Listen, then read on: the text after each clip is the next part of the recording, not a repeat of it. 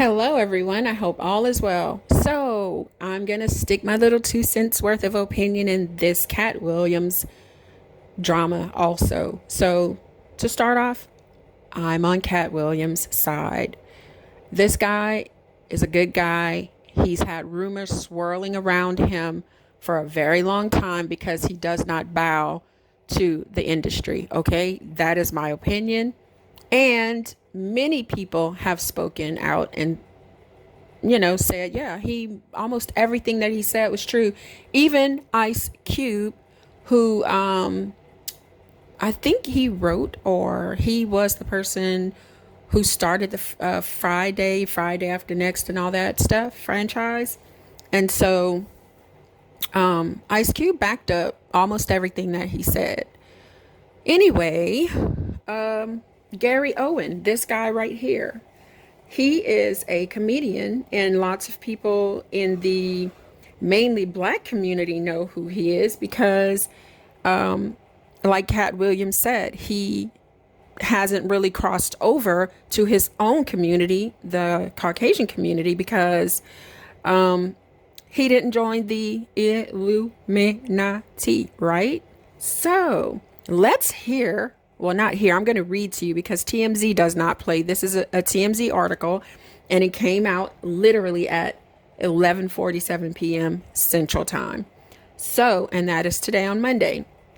According to TMZ, Gary Owen was one of the select few comedians Cat Williams spared in his Wild Club Shay Shay interview.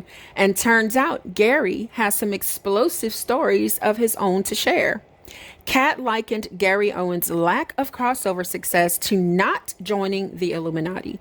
Unlike Ludacris, who Cat accused of joining the secret society, prompting Gary to recall the time he attempted to breach mainstream audiences on Steve Harvey's TV show.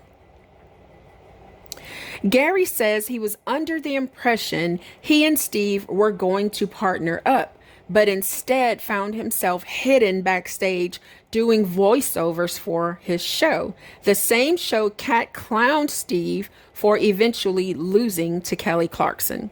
Gary said working with Steve was hurting his pockets due to his stand-up schedule being pinched, and says the final straw came when he scored a gig as one of the celebs on the D. Ray Davis hosted Hip Hop Squares.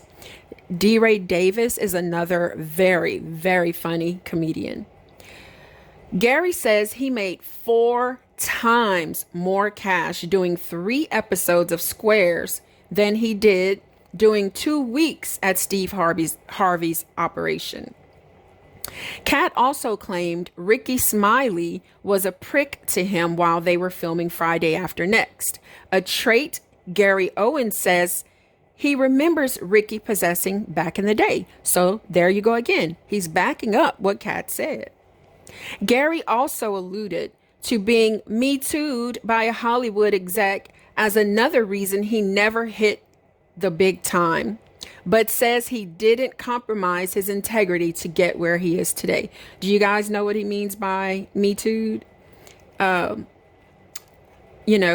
of these Hollywood execs want to take a little taste of the talent.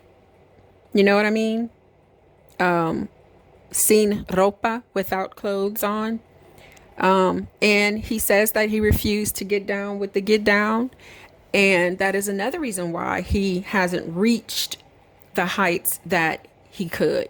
And to be honest, I have gone and looked at some of this guy's performances, and he's funny. He really, really, really is funny. So I'm going to believe what he said. I'm going to believe what Kat said. And, it's no secret to people who actually know me. I have never liked Steve Harvey. When he came, okay, first of all, I only knew him from seeing him hosting the, I think it was Apollo. And that was a long time ago. And then I did not watch his talk show. I watched the movie Think Like a Man, Act Like a Woman. I think it's the book that he wrote. I was like, who, and this is my opinion, Who in the hell is this guy to be giving women advice on relationships when he was being accused of cheating on his first two wives? These are rumors. I don't know if it's true. So anyway, I've always disliked Steve Harvey because he just always seemed like a fake to me. Like, I just never liked him. That was my opinion. I wouldn't follow his advice on anything. And who would follow his advice? Look at who he married, right? I don't know the woman from Adam, but from what I see and what we hear, all of the gossip, and yes, sometimes I do listen to the gossip and kind of sort of believe it by the person's behavior, their past. He married a pretty lady, but like he said, she didn't have time for him until he got money. So who in the hell is going to take advice from him? Would you rather marry somebody who was a everyday blue collar worker, or a rich guy that probably doesn't really love you, just wants you as arm candy? And would you marry a woman who wouldn't dare look your way as a person who had a regular schmegular job, but you had to have some coins for her to look your way? And, it's just sad.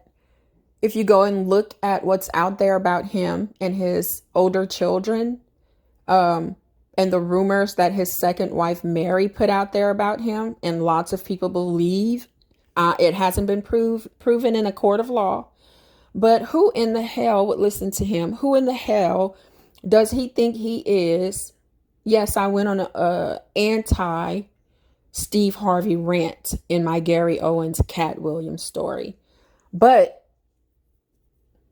we have to open our eyes and want to know the truth instead of just taking up for our faves. You know what I mean? So anyway, I'm completely pro Cat, pro Gary, anti Steve. Okay, so Kevin Hart is going to be next up on my list. I don't have to put a picture of him in here either. Neither Steve. You guys know what they look like. Kevin Hart, who would take advice from him? No one. I mean, I'm not saying that Cat Williams hasn't done some crazy stuff in his life, but I would trust him before I would trust Kevin Hart, and that is just my opinion.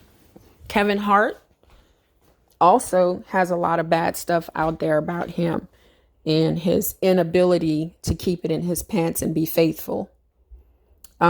He was accused of some stuff, in the backseat of a car. I don't know how that went. All of this is alleged. I don't think that he went to jail for anything. I don't think it was proven in a court of law. But they all need to shut the hell up, because I truly believe what Cat Williams said about every last one of them. And to sum all of this up, Bernie Mac. Do you guys remember the amazing Bernie Mac who passed away from a lung disease? He had some sort of autoimmune thing that attacked his lungs. And you guys, I don't know what it is. You can go look it up. And if you find exactly what it was, please put it in my comments so we can share it with the other listeners. But I think it was sarcoidosis or something like that. But anyway, so Bernie Mac's daughter, beautiful, smooth, chocolate skinned young lady. I mean, she looks just like her dad, but as a girl, and she's beautiful, you guys. Go look her up. I don't know her name. But she also made a video taking Kat's side and just saying, she heard her father speak of him before and they never had a problem. And that lots of what he says happens in this, crazy game. They're very competitive. But so I'm going to believe what he said about the Bernie Mac situation and how Steve Harvey went behind Bernie's back to try to ruin him because he was jealous. I'm going to believe that because y'all, Bernie Mac, he was amazing. I didn't like all the bad words that he used in some of his stuff, but I watched a few shows whenever he had his show, and it showed a completely different side. He was still funny, but loving and caring.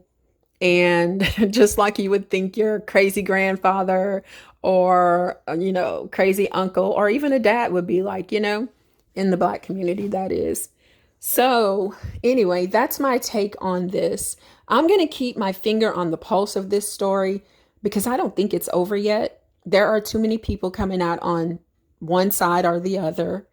And I think it's going to keep rolling. Now, the Shannon Sharp Club Shay Shay video is over 30 million views. I don't know exactly what the number is as of now, but I did see like in the middle of the night or late yesterday evening, I think it was at like 31 or 32 million views in just a few days, like maybe 3 or 4 days Let me know this what you video think has in been the out. comment.